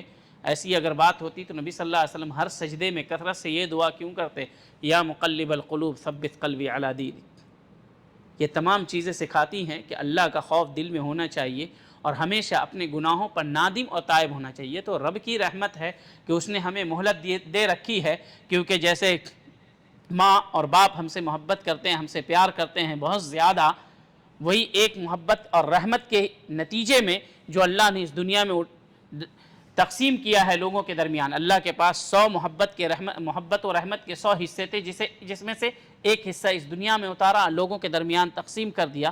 اسی ایک حصے میں آپ دیکھتے ہیں کہ ماں اپنے بچے سے کتنا پیار کرتی ہے، شیر درندہ ہونے کے باوجود بھی اپنے بچے سے کتنا پیار کرتا ہے، تو پھر رب العالمین جس کے پاس رحمت و محبت کے 99 حصے ہیں، وہ اپنے بندوں سے کتنی محبت اور کتنی رحمت اور شفقت کرتا ہوگا، آپ اس کا اندازہ نہیں لگا سکتے۔ یہی وہ محبت اور رحمت ہے جس کی وجہ سے ہم لوگ محفوظ ہیں، ورنہ اللہ رب العالمین اگر ہر گناہوں پہ پکڑ کرنے لگے، وَلَوْ يُؤَاخِذُ اللَّهُ النَّاسَ بِظُلْمِهِمْ، کہ اگر اللہ ظلم کی وجہ سے، گناہ کی وجہ سے لوگوں کا مواخذہ کرنے لگے، مَا تَرَكَ عَلَى ظَهْرِهَا دَابَّةٌ، اس زمین پر ایک چوپایا بھی نہیں بچے گا۔ تو اس لیے میرے بھائیوں، اگر موقع ملتا ہے توبہ کا، جس وقت دل کرے کہ نہیں اللہ سے توبہ کرنا چاہیے، اللہ کے حضور میں دونوں ہاتھوں کو اٹھا کر کے معافی مانگنی چاہیے، فوراً اسی وقت کریں، زبانی کریں، سجدے میں جا کر کے، جیسے بھی آپ کا دل چاہے کریں، لیکن اس وقت کو فوت نہیں ہونے دے، کیونکہ وہ خاص توفیق کا وقت ہوتا ہے۔ اللہ ہم سبوں کو سچی توبہ کرنے والوں میں سے بنائے۔ تو کثرت سوال سے منع کیا۔ کثرت سوال کا مطلب میں نے بتایا، اگر کسی کو بہت زیادہ سوال کرنا ہے تو وہ کر سکتا ہے، بشرطے کہ وہ سوال فائدہ مند ہو اور علمی ہو۔ اگر سوال فائدہ مند نہیں ہو تو اس سے بچنا چاہیے، کیونکہ کثرت سوال ممنوع ہے، درست نہیں ہے۔ مال کو ضائع کرنے سے، جیسا کہ ابھی میں نے بتایا کہ بیکار کی چیزوں میں یا فضول خرچی میں ضائع کرنے سے بچایا۔ اس میں یہ ہے کہ فلم دیکھا جائے یا اسی طریقے سے گانے بجانے پہ، ان سب چیزوں پہ خرچ کیا جائے۔ اور آج کل جو ہے گیم کھیلنا، ہزاروں ہزار کے آتے ہیں، یہ فضول خرچی علماء نے اس کو شمار کیا۔ بچوں کو تیرنا سکھائیں، بچوں کو دوڑنا سکھائیں، اور بھی دوسری چیزیں سکھائیں، اور دوسری ویڈیوز جو عربی میں ہیں یا اردو میں ہیں جو ان کی تربیت کا سبب بنے، وہ دکھائیں۔ باقی یہ جو گیم وغیرہ کھیل رہے ہیں یا گیم وغیرہ، یہ فضول خرچی میں، اس کا نہ دینی فائدہ ہے، نہ دنیاوی فائدہ ہے، نہ ذہنی فائدہ ہے، کوئی فائدہ نہیں۔ اس لیے ہم لوگ کہتے ہیں کھیل کر رہو۔ کھیل ایک ایسا لفظ ہے جو گالی اور اچھائی کے درمیان کا لفظ ہے۔ پڑھتے وقت میں اگر کوئی خاموش ہے، کیوں کھیلتے رہتے ہو؟ تو کھیلنا ایک بری چیز ہے، لیکن آج کل فن ہو گیا ہے اور سب سے زیادہ پیسہ کمانے کا ذریعہ ہو گیا۔ جو کھلاڑی ہے، پہلے کہتے تھے یہ کھلاڑی ہے، یعنی کسی کام کا نہیں ہے، اس کو کوئی ضرورت نہیں ہے، لیکن ابھی کھلاڑی کی سب سے زیادہ قیمت ہو گئی ہے۔ تو زمانے کے حساب سے جو لوگوں کی حیثیت ہے وہ بدلتی رہتی ہے۔ جو علم والے، دین سے جڑے ہوئے لوگ ہیں، آج دقیانوس ہو گئے ہیں۔ جو سب سے زیادہ بگڑے ہوئے لوگ ہیں وہ آج کل مشہور ہو گئے ہیں۔ جو ناچنے والے لوگ ہیں، پہلے کہا جاتا تھا ناچنے والے کو مخنث، یہ ابن تیمیہ رحمہ اللہ نے فرمایا کہ پہلے ناچنے والے کو نام دیتے تھے مخنث۔ آج کل وہ لوگ بڑے ایسے ہو گئے ہیں جن کے ساتھ اچھے اچھے لوگ بھی تصویر کھنچوانا جنت میں جانے کی ضمانت سمجھتے ہیں۔ ان کے عمل سے ایسا لگتا ہے، ورنہ ہے نہیں ایسا۔ تو ایسا لگتا ہے کہ بھائی انہی کے ساتھ رہیں گے تو پوری دنیا پہچانے گی۔ بہرحال یہ فتنے کا زمانہ ہے جس میں انسان کو اپنے آپ کو اور اپنے بچوں کو، اپنے رشتہ داروں کو فتنے سے بچانے کی ہر ممکن کوشش کرنی چاہیے۔ تو پہلی چیز جو حدیث میں تھی، والدین کی نافرمانی سے، بالخصوص والدہ کی نافرمانی سے بچنا ہے۔ اللہ رب العالمین نے فرمایا انشکر لی ولیوالدیک الی المصیر، کہ میرا شکر ادا کرو اور اپنے والدین کا شکر ادا کرو۔ اور ایک آیت میں کہا ووصینا الانسان بوالدیہ احسانا، ہم نے انسان کو وصیت کی کہ اپنے والدین کے ساتھ حسن سلوک سے پیش آئے۔ زندہ درگور کرنا، اور یہ تو پتہ ہوگا کہ مکے کے تمام قبائل نہیں، بعض قبائل اپنی بچیوں کو زندہ درگور کر دیا کرتے تھے۔ آج کل یہ معاملہ ہو رہا ہے کہ نہیں؟ کسی نہ کسی صورت میں ہو رہا ہے۔ ساؤتھ میں ایک جگہ، نام نہیں بتاؤں گا، تراویح پڑھانے کے لیے گیا تھا، وہاں پہ تقریباً 8 سال قبل، تو اکثر اہل حدیث وہاں پہ رہتے تھے۔ تو وہاں پر ایک شخص نے مجھے بتایا، اور ویسے 8 کیسز بتائے، کہ یہاں پر بولتے ہیں شوہر کہ اگر تمہیں بچی ہو، وہاں پر اپنی زبان میں بولتے ہیں کہ اگر تمہیں عورت بچی ہو تو تم اپنے گھر رہو، اور اگر مرد بچہ ہو تو تم ہمارے گھر آنا۔ 8 کیسز ایسے تھے جو 3-4 سال سے یا اس سے زائد سے اس لیے دونوں آپس میں نہیں مل رہے تھے کیونکہ خاتون کو بچی پیدا ہو گئی۔ تو خاتون نے اپنے سے تو بچی پیدا نہیں کیا، یہ تو اللہ کی جانب سے۔ تو آج بھی یہ 8 سال پہلے کی بات، آج بھی یہ فکر ہے کہ لوگ بچیوں کو پسند نہیں کرتے۔ پھر آپ اپنی ماں کو کیسے پسند کرتے ہیں؟ آپ اپنی بہن کو کیسے پسند کرتے ہیں؟ جس بیوی کو آپ نے کہا اس بیوی کو بچی کی صورت میں، لڑکی کی صورت میں کیسے پسند کرتے ہیں؟ صرف بیٹیاں پسند نہیں ہیں؟ اگر لڑکیاں نہیں ہوتی تو ہمارا آپ کا وجود یہاں پہ ہوتا۔ ماں لڑکی کی صورت میں ہے نا۔ پھر آپ کے بچے جو ہو رہے ہیں، جو آپ شادی کر رہے ہیں اور شادی شدہ خوشحال زندگی گزار رہے ہیں، لڑکیاں نہیں ہوتی تو آپ شادی کہاں کرتے؟ تو صرف انسان کو بیٹیاں ناپسند ہے، باقی سب پسند ہے، چاہے وہ ماں کی شکل میں لڑکی ہو، چاہے وہ بہن کی شکل میں لڑکی ہو، چاہے وہ بیوی کی شکل میں لڑکی ہو، صرف بیٹیاں ناپسند ہیں۔ اگر کوئی انسان اس کو ناپسند کرتا ہے تو یقیناً اس کی فکر ان کفار کے ظالموں سے ملتی ہے، ان کفار مکہ کے ظالموں سے، جو لوگ بچے کو زندہ درگور کرتے تھے۔ تو ایک درگور کی یہ صورت ہے کہ انسان خاتون کو ہی پریشان کرے بچی ہونے کی وجہ سے اور اس کو دور کر دے، اس کو طلاق دے، اپنی زندگی سے دور کر دے۔ درگور کرنے والا بھی اپنی زندگی سے دور کرتا ہے۔ دوسری صورت یہ ہوتی ہے ابارشن کروانا۔ بچی کے بارے میں پتہ چل جاتا ہے، پہلے ابارشن کروا لیتے ہیں، لیکن اب ہندوستان میں ایسا قانون آ گیا ہے اور اس پہ بہت سارے لوگ سختی سے عمل کر رہے ہیں، کلینک والے ہوں، ڈاکٹرز ہوں، بتاتے نہیں ہیں۔ یہ بہت یہاں تو بتا دیتے ہیں، یہاں کوئی مسئلہ نہیں، اور یہاں پہ زیادہ لڑکیوں کو ہی پسند کرتے ہیں، اور اللہ رب العالمین انہیں ہر چیز دیتا ہے، اس کے باوجود یہاں پر تعداد کم۔ تو اللہ رب العالمین نے جو دیا ہے وہی آپ کے حق میں بہتر ہے۔ کیا پتہ آپ بچہ چاہیں، وہ بچہ آپ کی دنیا کے اندر گمراہی کا سبب بن جائے۔ آپ کو نہیں پتہ مریم علیہ السلام نے کیا مریم علیہ السلام کی والدہ نے کیا چاہا تھا؟ اللہ بیٹا دے تاکہ میں اللہ کے راستے میں لگاؤں، اللہ کے دین کی خدمت کرے۔ سورہ آل عمران انہی کے والد کے نام پہ، انہی کے خاندان کے نام پہ، لیکن اللہ نے جب بیٹی دیا تو مریم علیہ السلام نے کہا کہ اللہ میں نے تو تجھ سے بیٹا مانگا تھا کہ وہ تیری نظر کر دوں گی، یہ تو نے بیٹی دے دیا۔ تو اللہ نے کہا یہ بیٹی ہے لیکن عام بیٹیوں کی طریقے سے نہیں ہے۔ تو آپ کے حق میں کون بہتر ہے یہ آپ کو نہیں پتہ، بیٹیاں بہتر ہیں یا بیٹے بہتر ہیں۔ اس لیے نبی صلی اللہ علیہ وسلم نے فرمایا جو 3 بیٹیوں کی بیٹے نہیں 3 بیٹیوں کی پرورش کرے، انہیں ادب سکھائے، ان کی تربیت کرے، اللہ رب العالمین ان بیٹیوں کو اس کے لیے جہنم سے بچنے کا ذریعہ بنا دیتا ہے۔ اور ایک حدیث میں وجبت لہ الجنہ، ایسے شخص کے لیے جنت واجب ہو جاتی ہے۔ تو ایک خاتون نے کہا اللہ کے رسول میرے پاس تو صرف 2 ہیں، کہا تمہارے لیے بھی ذریعہ بنے گا۔ تو اس پر ایک خاتون نے کہا اللہ کا رسول جس کے پاس 1 ہو، کہا اس کے لیے بھی ذریعہ بنے گا۔ تو آپ کہیں پر بھی دیکھیں لڑکے کی تربیت کرنا ہے، سب کچھ کرنا ہے، لیکن خواتین کے ساتھ جو سلوک اس زمانے میں ہوتا تھا اس کے پس منظر میں خواتین کو جو عزت اور عظمت اسلام نے دی وہ کسی اور مذہب نے نہیں دی، ان کو جنت میں جانے کا ذریعہ بنایا اور ان کی تربیت کو جنت میں جانے کا ذریعہ بنایا، جنت کے مستحق ہونے کا ذریعہ بنایا۔ تو اس لیے دل کے کسی بھی خانے میں اپنی بیٹی سے یا بیٹی کے پیدا ہونے پر ذرہ برابر بھی ملال اور قلق نہیں ہونا چاہیے، کیونکہ بیٹے کا پیدا ہونا ایک رزق ہے۔ آپ کو کیا پتا کہ آپ کی صحت کے لیے بریانی اچھی ہے یا دال روٹی اچھی، یہ تو رب کو پتا ہے نا، جانے کے بعد اس کا کیا اثر ہوگا۔ تو اسی طریقے سے آپ کو کیا پتا کہ ہمارے حق میں میرا بیٹا بہتر ہے یا ہمارے حق میں میری بیٹی بہتر ہے، یہ تو اللہ کو معلوم ہے۔ تو اس لیے جو مل جائے، چاہے وہ بیٹا ملے چاہے وہ بیٹی ملے، آپ یہ سمجھیں کہ اللہ کی جانب سے، اور پھر اس کی پرورش کریں، جہاں تک ممکن ہو سکے اچھی طریقے سے کریں اور اس کا خیال رکھیں، اس کی تربیت کریں۔ تمنا نہیں کریں کہ ہم کو فلاں چیز اور فلاں ملنی چاہیے۔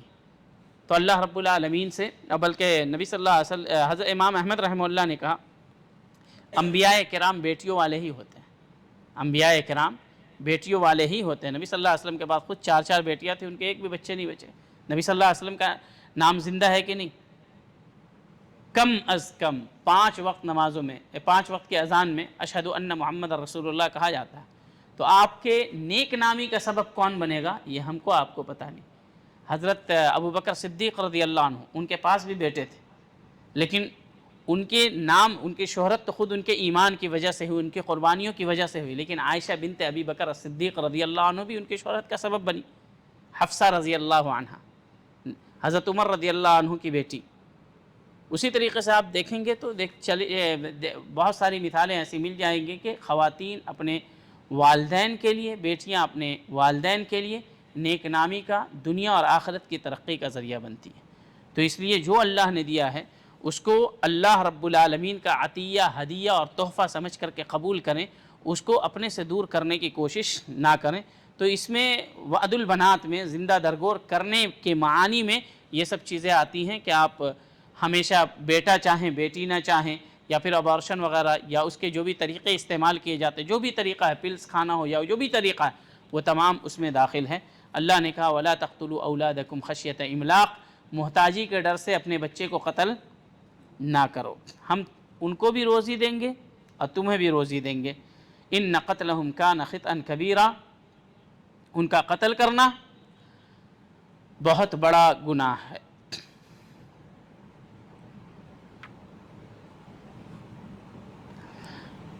منعن وہات، حدیث کا لفظ ہے کہ منعن یعنی روکتے ہیں جو حق واجب ہے، جیسے زکوٰۃ کسی کو دینی ہے آپ ان کو نہیں دے رہے ہیں، زکوٰۃ کسی کو دینی ہے آپ ان کو نہیں دے رہے ہیں، اور جو مال آپ کے لیے حلال نہیں ہے آپ کہہ رہے ہیں لاؤ لاؤ لاؤ، ہاتھ مجھے دو۔ تو یہ منعن اور ہاتھ کا مطلب ہے۔ کریہ لکم قیل وقال، اس سے مراد یہ ہے کہ جس بات کا کوئی مقصد نہیں ہو اور جس میں کوئی دنیاوی اخروی فائدہ نہیں ہو اس سے انسان بچے۔ اور اس معنی کی ایک حدیث بھی آئی ہے، بعض لوگ کہتے ہیں یہ اثر موقوف ہے، نبی صلی اللہ علیہ وسلم کی حدیث نہیں ہے، من حسن اسلام المرء ترکہ ما لا یعنی، اور بعض کہتے ہیں کہ یہ حدیث مرفوع صحیح ہے کہ انسان کے اسلام کے اچھے ہونے کی دلیل یہ ہے کہ وہ لا یعنی چیزوں میں نہیں پڑتا، جس سے اس کا کوئی مطلب ہی نہیں ہے، اس میں وہ نہیں پڑتا ہے، اس سے وہ دوری اختیار کرتا ہے۔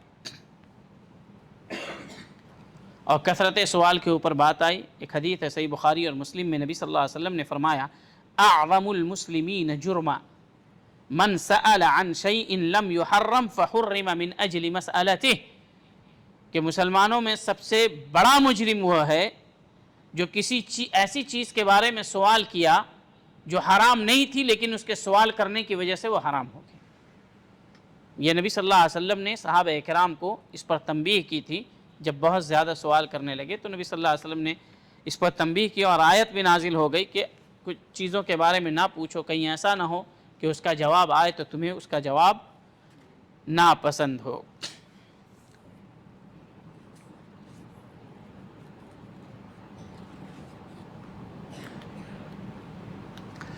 عبداللہ ابن عمرو بن العاص رضی اللہ عنہما نبی صلی اللہ علیہ وسلم سے بیان فرماتے ہیں رضا اللہ فی رضا الوالدین وسخط اللہ فی سخط الوالدین، اللہ رب العالمین کی رضا والدین کی رضا میں ہے، اور اللہ رب العالمین کی نافرمانی والدین کی نافرمانی میں۔ امام ترمذی، امام ابن حبان اور امام حاکم نے اس حدیث کی تخریج کی ہے، اور امام ترمذی رحمہ اللہ نے اس حدیث کو حسن کہا ہے۔ والدین کو، انسان کو والدین کو ناراض نہیں کرنا چاہیے، جتنا بھی کوشش ہو سکے وہ والدین کو راضی کرنے کی کوشش کرے، ہر ممکن کوشش کرے کہ جو چیزیں ان کو ناراض کرتی ہے وہ اس سے دور رہے، لیکن اس کا یہ مطلب نہیں ہے کہ ان کی ایسی باتوں میں جو خلاف شرع ہو۔ بالخصوص ہمارے ہندوستان میں جو ماحول ہے، شادی ہونے کے بعد معاملہ پورا الٹا ہو جاتا ہے، عمومی طور پہ دیکھا جاتا ہے۔ تو اب اس میں یہ ہوتا ہے کہ آپ اپنی اہلیہ کے بھی حقوق کو ادا کریں اور اپنے والدین کے بھی حقوق کو ادا کریں۔ دونوں میں سے کوئی ایک اگر یہ چاہے کہ ایک کا حق ادا نہ کیا جائے تو ان دونوں کی باتوں کا انکار کر سکتے ہیں، چاہے وہ اہلیہ چاہے کہ آپ اپنے والدین کا حق ادا نہ کریں، اس کو اپنی حد میں رہنے کا حکم دیں، اور اگر والدین چاہیں کہ اہلیہ کے تعلق سے کچھ ایسی باتیں کی جائیں یا ان کے تعلق سے حقوق کو ادا نہیں کیا جائیں تو والدین کی باتوں کو بھی اگنور کریں، ان کو اپنے خاطر میں نہ لائیں، ان باتوں کو جس سے دوسرے کا حقوق جس سے دوسرے کے حقوق تلفی ہوتی ہے. اور کل میں نے بتایا تھا کہ یہ رشتے ایسے ہوتے ہیں جس کا مقارنہ نہیں کیا جاتا، ان دونوں کے حقوق کو ادا کیا جاتا ہے.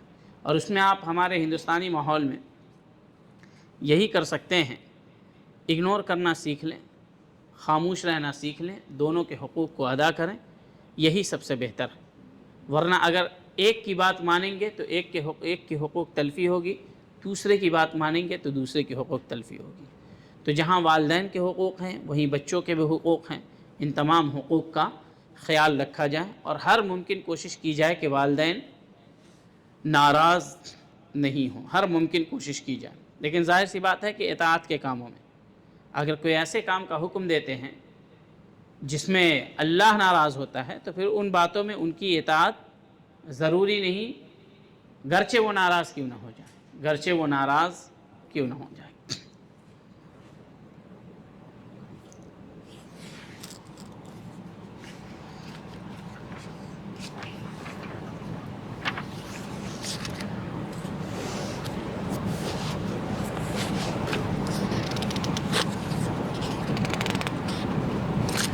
بعض لوگ کہتے ہیں، بعض والدین سنا کہ حضرت عمر رضی اللہ عنہ نے اپنے بیٹے کو طلاق دینے کا حکم دیا تھا تو انہوں نے طلاق دے دی تھی.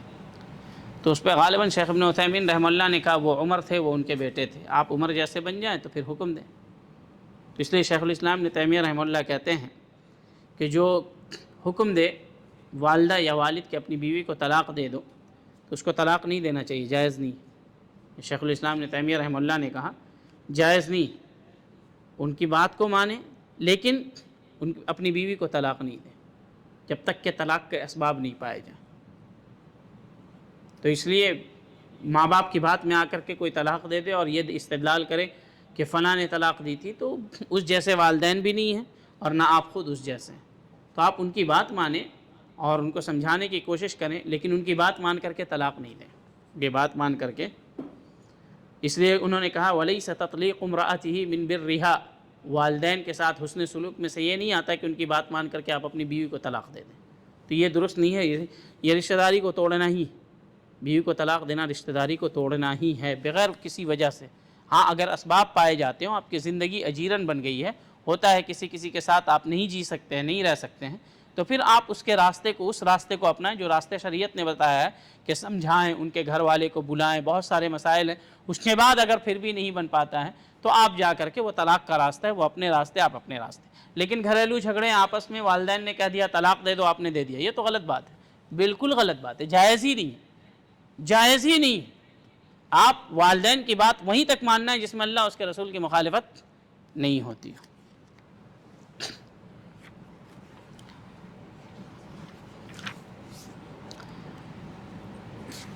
انس رضی اللہ عنہ کی روایت ہے، نبی صلی اللہ علیہ وسلم نے فرمایا والذی نفسی بیدہ لا یؤمن عبد حتی یحب لجارہ ما یحب لنفسہ، کہ اللہ کی قسم، والذی نفسی بیدہ، اس ذات کی قسم جس کے ہاتھ میں میری جان ہے، کوئی انسان اس وقت تک مومن نہیں ہو سکتا جب تک کہ اپنے پڑوسی کے لیے وہی نہ پسند کر لے جو اپنے لیے پسند کرتا ہے. اپنے پڑوسی کے لیے انہی چیزوں کو ناپسند کر لے جو اپنے لیے پسند کرتا ہے. بالخصوص پڑوسیوں کا معاملہ، بہت پڑوسیوں کے حقوق اس قدر زیادہ ہیں کہ بعض حدیث میں آتا ہے کہ نبی صلی اللہ علیہ وسلم نے کہا کہ اس قدر پڑوسیوں کے ساتھ حسن سلوک کا حکم دیا گیا کہ مجھے لگنے لگا کہیں اس کو وارث نہ بنا دیا جائے. تو پڑوسیوں کے بہت زیادہ حقوق ہیں، ان کو تکلیف نہیں دینا کسی بھی عمل سے. آج کل دیکھیں گے کہ گانا بجانا کر رہے ہیں عید کے موقع پر، دوسرے آدمی کو بہت زیادہ تکلیف ہو رہی ہے، خاص کر کے ہمارے ملکوں کے اندر. یا ان کے بچوں کو تکلیف دے رہے ہیں، ان کی گاڑی وغیرہ کے ٹائر کا آپ ہوا نکال دے رہے ہیں، ان کے دروازے کو نوک کر رہے ہیں رات میں 12-1 بجے، کچرا لے جا کر کے ان کے ہاں ڈال دے رہے ہیں، ان کی شکایت دوسروں کو کر رہے ہیں، پولیس تک ان کی بات پہنچا رہے ہیں. تو پڑوسیوں کا صرف حق نہیں ادا کرنا ہے بلکہ پڑوسیوں کی تکلیف پر صبر بھی کرنا ہے، پڑوسیوں کی تکلیف پر صبر بھی کرنا ہے. اللہ یا کہ رہنا اجیرن ہو جائے تو آپ اپنی جگہ بدل دیں. بعض علماء کہتے ہیں کہ انسان کی خوش نصیبی یہ ہے کہ اسے اچھا پڑوسی مل جائے، اور آج کل کم سے کم ایسا پڑوسی مل جائے جو اگر اچھا نہیں کر سکے تو برا بھی نہیں کرے. تو اس لیے اگر آپ مسلمان ہیں تو پڑوسیوں کے حقوق اس طور پر ادا کریں کہ ان کو سلام، ان کو اگر مسلمان ہیں تو ان کو سلام کریں، اس کے ساتھ ساتھ ایک بیمار ہیں تو ان کی عیادت کریں، ضرورت مند ہے تو ان کی ضرورتوں کو پورا کریں، رات میں خیال رکھیں کہ وہ کس وقت سوتے ہیں، اس کے بعد کوئی ایسی چیز نہ ہو جو ان کی نیند میں خلل ڈالتا ہو، ان کو کس چیز سے تکلیف ہوتی ہے آپ اس کا خیال کریں۔ اگر یہ خیال رکھیں، اس قسم کا خیال انسان کرنے لگے کہ جو اپنے لیے پسند کرتا ہے وہی اپنے پڑوسی کے لیے، تو یقین جانیں کہ پڑوسیوں کا جو جھگڑا ہوتا ہے وہ بالکل بند ہو جائے۔ تو پڑوسیوں کے بہت حقوق ہیں، بہت زیادہ حقوق ہیں۔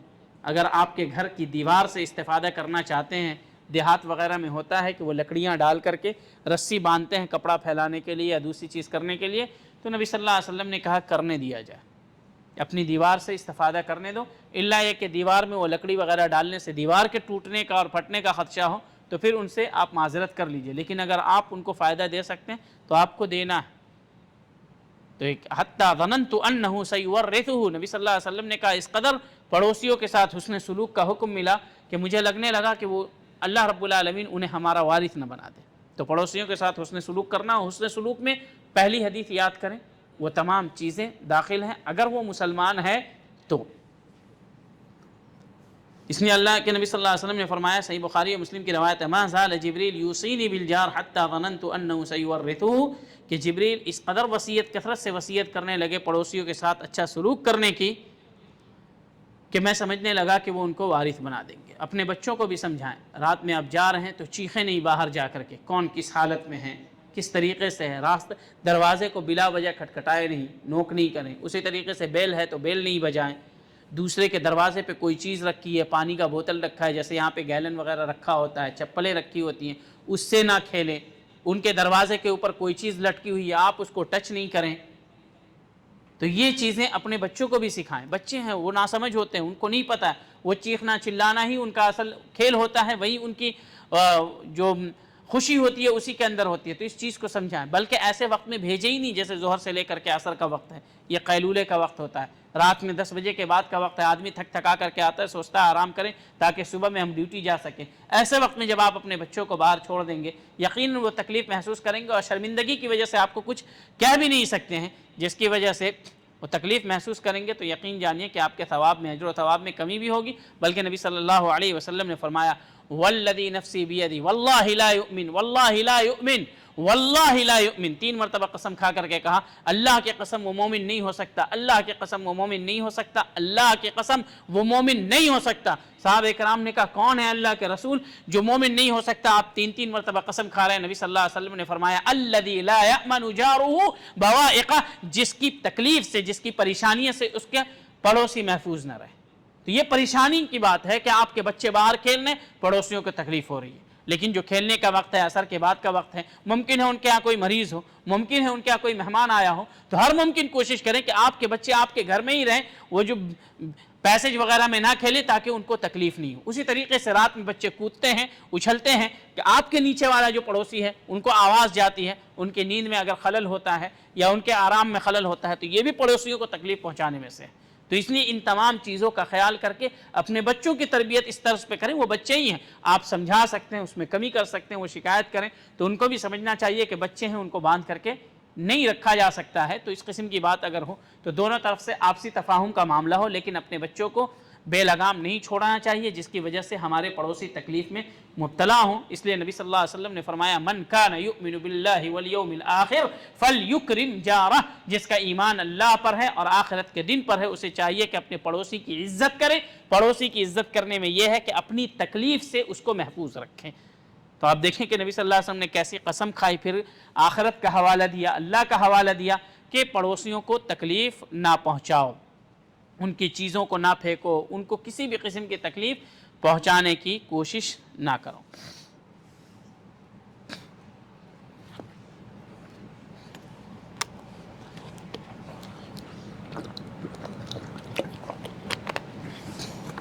پڑوسیوں کی 3 قسمیں ہوتی ہیں۔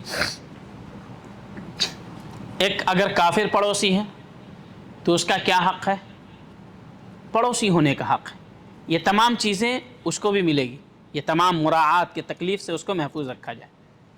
مسلمان ہے لیکن آپ کا رشتہ دار نہیں ہے تو اس کا 2 حق ہے، پڑوسی ہونے کا حق ہے اور ایک مسلمان ہونے کا حق ہے۔ تو ان سے مسلمان کی جو مراعات ہے وہ ملے گی. پڑوسی ہے، مسلمان ہے، رشتہ دار ہے، تو اس کا 3 حق ہے. تو ایک پڑوسی ہونے کا حق ادا کریں، مسلمان ہونے کا حق ادا کریں، رشتہ دار ہونے کا جو اضافی حق ہے وہ بھی ادا کریں. تو یہ ایک حدیث ہے طبرانی کے اندر، اس میں کہا گیا ہے کہ پڑوسیوں کی 3 قسمیں ہیں، یہ وہ 3 قسمیں ہیں. تو پڑوسیوں کے تعلق سے بہت زیادہ، بلکہ علماء نے اس کے اوپر خاص کتاب ہی لکھی، خاص کتاب علماء نے اس کے اوپر، جار کے اوپر پڑوسیوں کے حقوق کی ادائیگی اور انہیں اپنی اذیت و تکلیف سے محفوظ رکھنے کے اوپر کتاب لکھی. دوسری حدیث ہے عبداللہ بن مسعود رضی اللہ عنہ سے روایت ہے، نبی صلی اللہ علیہ کہتے ہیں کہ میں نے نبی صلی اللہ علیہ وسلم سے پوچھا ای الذنب اعظم، سب سے بڑا گناہ کیا ہے؟ ای الذنب اعظم، سب سے بڑا گناہ کیا ہے؟ تو نبی صلی اللہ علیہ وسلم نے فرمایا، صلی اللہ علیہ وسلم جب کہا جائے تو صلی اللہ علیہ وسلم زبان سے نکلنا چاہیے.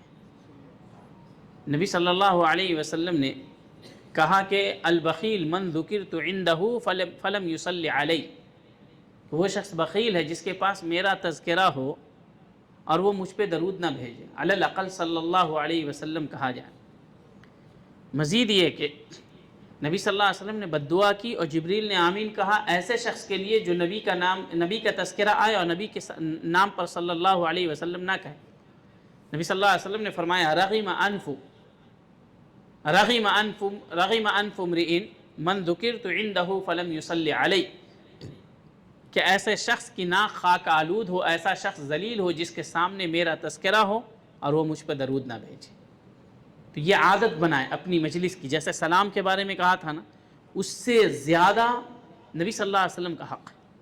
ایک عام مسلمان سے زیادہ ہم لوگوں پر کس کا حق ہے؟ نبی صلی اللہ علیہ وسلم کا. جب بھی نام آئے صلی اللہ علیہ وسلم،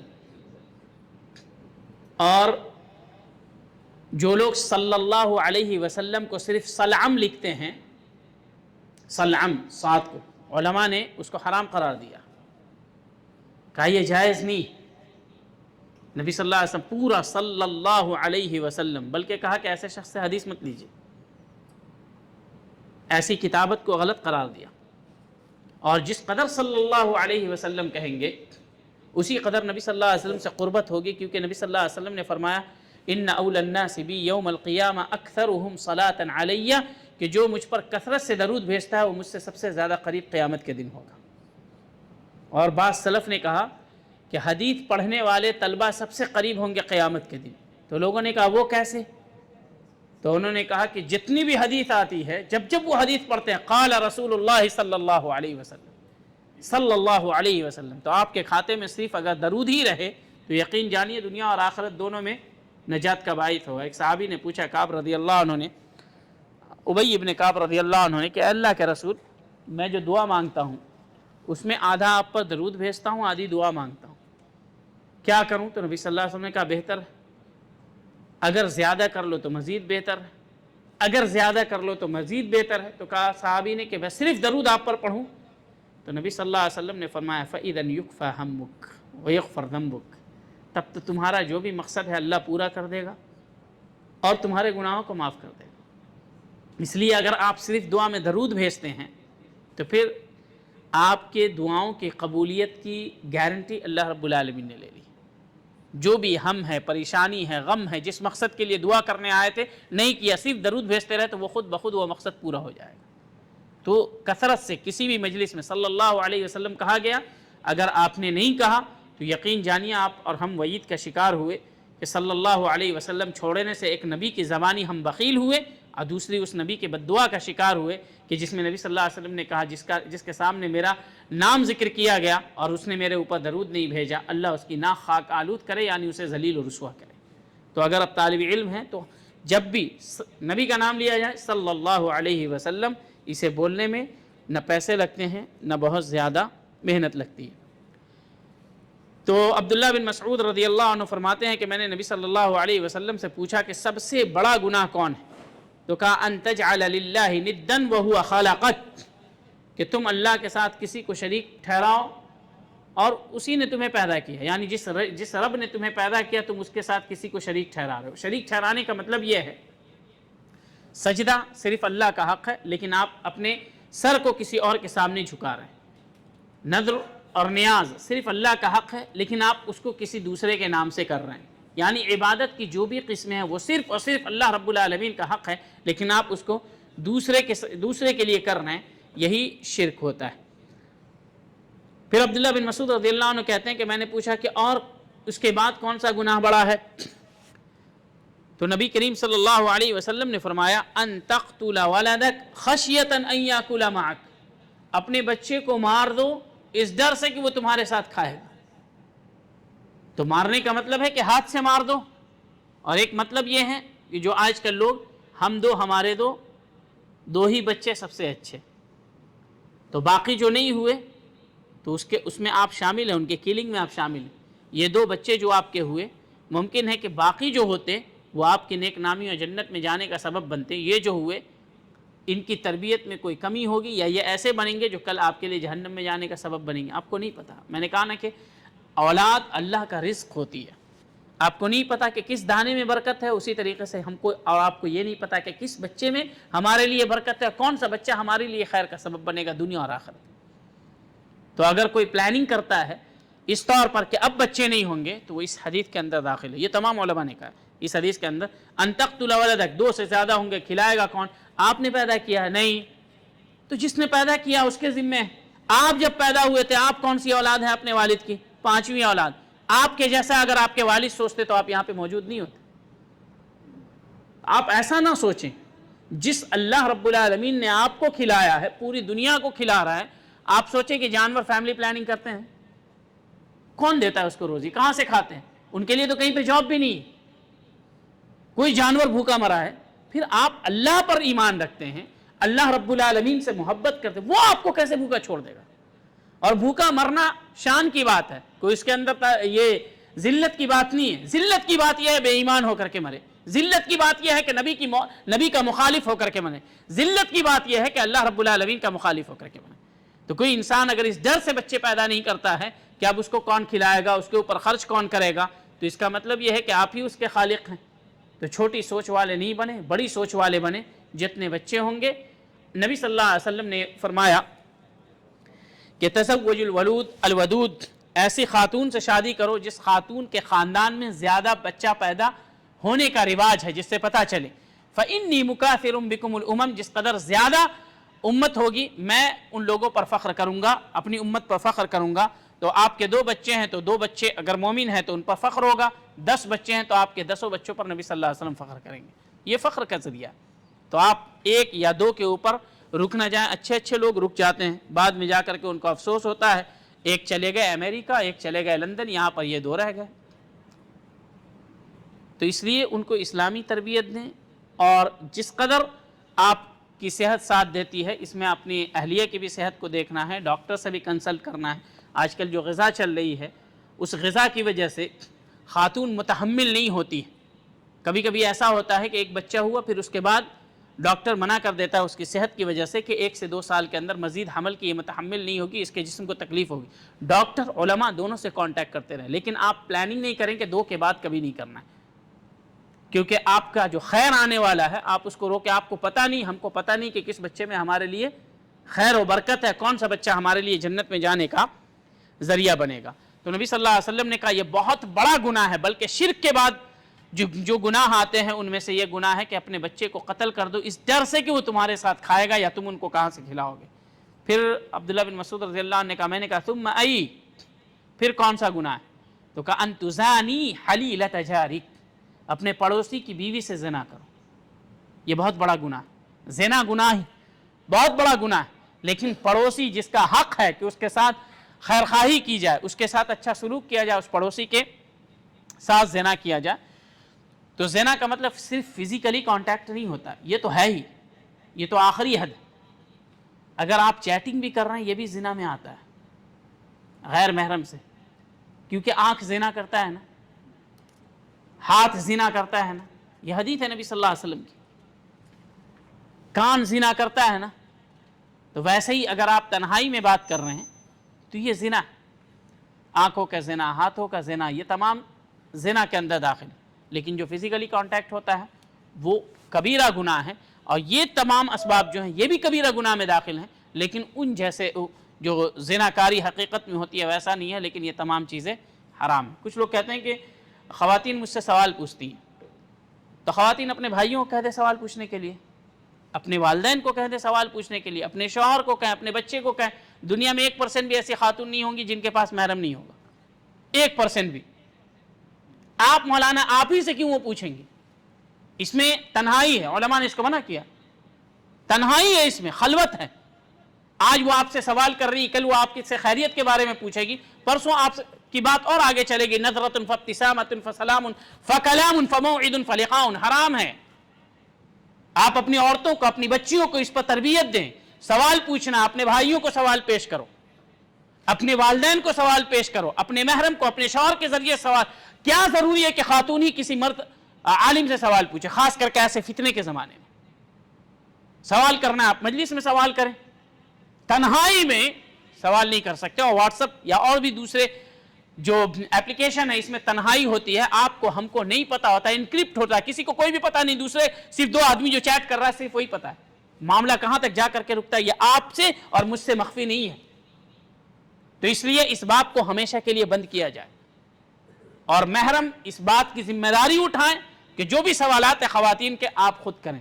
ہاں خاتون ہے کوئی عالمہ فاضلہ ہے، آپ ان سے خاتون سوال کر رہی ہیں، کوئی حرج نہیں، لیکن مرد جو علماء ہیں ان سے اس قسم کے کوئی بھی سوالات ہو، وہ سوالات تنہائی میں پرسنل پہ جا کر کے نہ کریں، اس لیے اس کو خاص کہتے ہیں، پرسنل کہتے ہیں، سب کے سامنے کریں، بلکہ ایسے گروپ بھی نہ بنائے جائیں جس میں تمام خواتین ہوں اور علماء ایڈمن ہوں، اور وہاں پر بھی پرسنل ہونے کا خطرہ ہوتا ہے۔ یہ تمام زنا کے اسباب میں سے ہیں، آپ انالائز کریں، آپ اس کا دراسہ کریں، پڑھیں، تو آپ کو اندازہ ہوگا کہ اس سے کتنی عزتیں تار تار ہوتی ہیں، اور کس قدر گمراہیاں بڑھ رہی ہیں، اور کس قدر انسان کی اخلاقیات متاثر ہو رہی ہیں۔ تو یہ لوگوں تک پیغام پہنچائیں، خاص کر کے خواتین اسلام تک، کہ ہر گروپ میں نہ جڑیں، آپ کے پاس جو محرم ہیں ان تک سوال پہنچائیں، وہ فوراً وہیں پر بات کر کر کے، یا جس عالم کو وہ جانتے ہیں ان کو میسج کر کر کے آپ کا سوال وہ آپ کے لیے پوچھیں گے۔ آپ کے لیے وہ باہر سے تمام سامان لا سکتے، ایک سوال نہیں پوچھ سکتے۔ محرم کو آپ فون کر کے سعودی عرب میں، وہاں سے وہ کسی کو فون کر کے گھر تک سامان پہنچا سکتا ہے، اور آپ سوال کر کے ان تک سوال کا جواب نہیں پہنچا سکتے۔ تو اس لیے یہ جو عذر پیش کیا جاتا ہے یہ عذر بالکل درست نہیں ہے۔ خواتین کا سوال کرنا درست نہیں ہے کیونکہ اس میں خلوت ہوتی ہے۔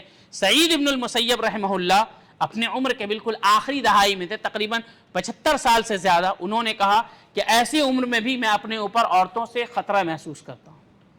سعید ابن المسیب سید التابعین تھے، بڑے تابعی تھے، 40 سال تک ان کی نماز تکبیر اولیٰ سے فوت نہیں ہوئی، تکبیر اولیٰ کے ساتھ پڑھتے رہے۔